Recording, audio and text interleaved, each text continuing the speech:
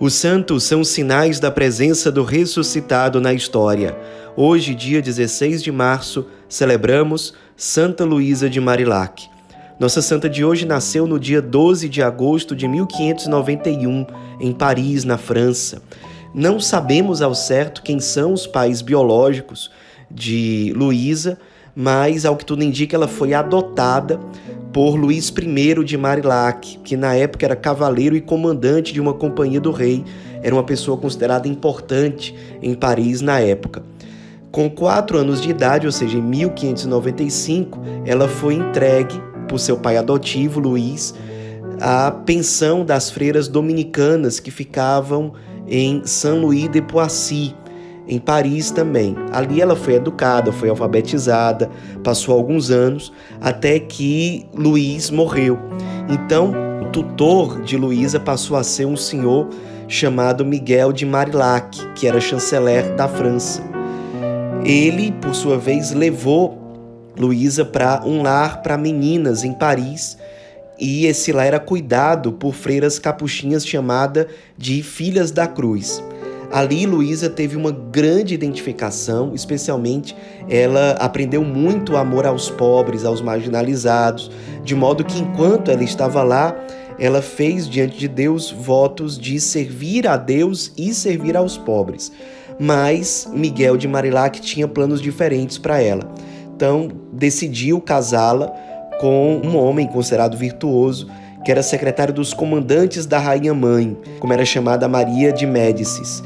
No fim das contas, ela obedeceu, era costume na época, acabou se casando com esse homem que era chamado Antônio Legras. O casamento aconteceu em fevereiro de 1613. Eles tiveram um filhinho chamado Miguel. E Miguel, quando ainda era muito pequeno, ele ficou muito doente, gravemente enfermo.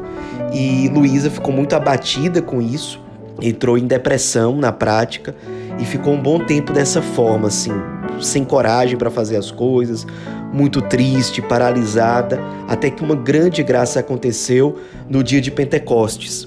Ela sentiu que o seu espírito ficou muito iluminado pela força do Espírito Santo e quase que automaticamente suas dores, suas tristezas desapareceram. E ela saiu daquela experiência com a firme decisão de ficar com seu marido, ser fiel a ele, cuidar do marido até a morte e também zelar pelo filho, pela salvação dos dois até o fim. Ela, depois, orientada pelo seu confessor, passou a receber direção espiritual de um padre considerado muito santo na época, que era o padre Vicente de Paulo, ou como seria chamado depois, o grande São Vicente de Paulo. Ela cresceu muito espiritualmente por meio desse acompanhamento, até que ela ficou viúva, isso quando ela já tinha 12 anos de casada. E depois, como também era costume na época, ela deixou o seu filho, Miguel, numa pensão em Saint-Nicolas, para que ali ele fosse educado. Era muito comum na época que as famílias nobres, as famílias ricas, deixassem os seus filhos em regime de internato total, em escolas geralmente cuidadas por freiras. Então ela fez isso, que era o costume da época, e já viúva, ela decidiu se dedicar totalmente ao serviço dos pobres.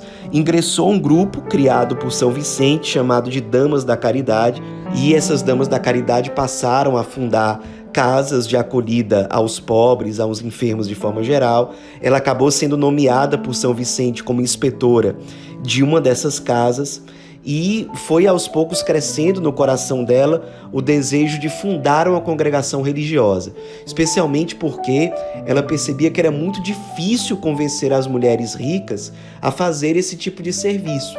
Então ela queria contar com a colaboração de pessoas consagradas, de pessoas totalmente dedicadas a esse tipo de missão. Então, finalmente, no dia da Anunciação, dia 25 de março de 1634, junto a mais 4 amigas, todas orientadas por São Vicente, ela fundou a Companhia das Filhas da Caridade, uma nova congregação religiosa que teve como lema a frase de São Paulo, a caridade de Cristo me impele, e que foi aprovada oficialmente pelo Santo Padre no ano de 1655. Em pouco tempo, a nova congregação cresceu, abriu várias casas para crianças abandonadas, para vítimas da Guerra dos 30 anos, para pessoas que tinham doenças mentais. As irmãs abriram um hospital chamado de Hospital do Santo Nome de Jesus, depois fundaram o Hospital Geral de Paris.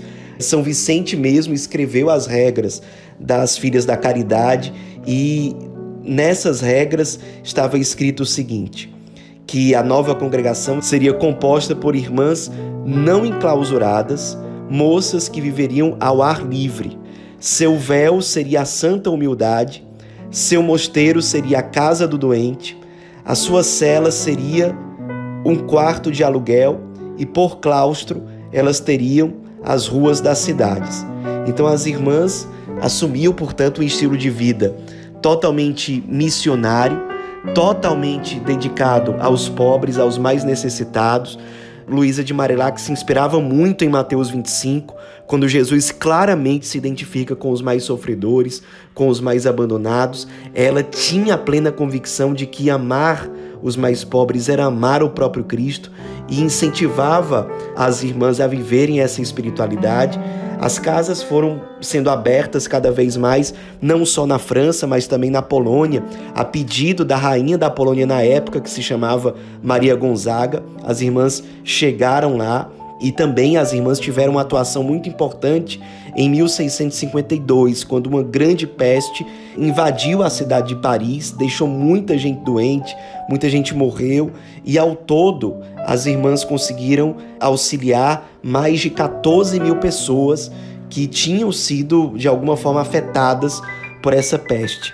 Luísa continuou ofertando a sua própria vida por Cristo, pelos pobres, até que em 1660 ela já estava muito doente, chegou a pedir que São Vicente de Paulo fosse visitá-la para trazer os sacramentos, mas ele também estava muito adoentado, não pôde fazer essa visita na época e mandou para ela o seguinte recado: Madame, ides antes de mim, espero em breve rever-nos no céu. Consolada por essas palavras de São Vicente, ela recebeu os últimos sacramentos e se despediu das irmãs, das Filhas da Caridade, com as seguintes palavras: Queridas irmãs, continuo pedindo a bênção de Deus para vós e a graça de perseverardes na vocação. Cuidai bastante do serviço dos pobres e vivei em grande união e cordialidade, amando umas às outras, a fim de imitardes a união de vida de nosso Senhor. E rogai com fervor a Santíssima Virgem para que ela seja nossa única mãe.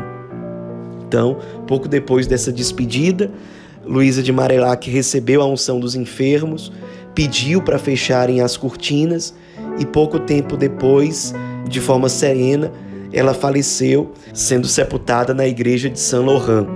Muito tempo depois, o corpo dela foi levado para o local onde até hoje está, que é na casa-mãe das Irmãs Filhas da Caridade, que fica na cidade de Paris, na França. Luísa de Marilac foi canonizada pelo Papa Pio XI no dia 11 de março de 1934, sendo depois declarada oficialmente pelo Papa João XXIII em 1960 como patrona das obras sociais da Igreja. As Irmãs Filhas da Caridade chegaram ao Brasil em 1849 e estão espalhadas por várias cidades do nosso país. Nos inspiremos, meus irmãos, hoje nessa grande santa que amou os pobres, que amou Cristo presente neles e que se consumiu até o fim pelos doentes, pelos abandonados em geral, pelas crianças órfãs, pelos doentes mentais, abrindo casas, hospitais, asilos, orfanatos, fundando uma congregação totalmente dedicada a Jesus abandonado, crucificado, presente nos mais esquecidos, nos menos amados. Nos inspiremos para que nós também sejamos sensíveis àqueles que mais precisam da nossa vida consumida, para que nós sejamos resposta, como Luísa de Marilac foi. Santa Luísa de Marilac, rogai por nós.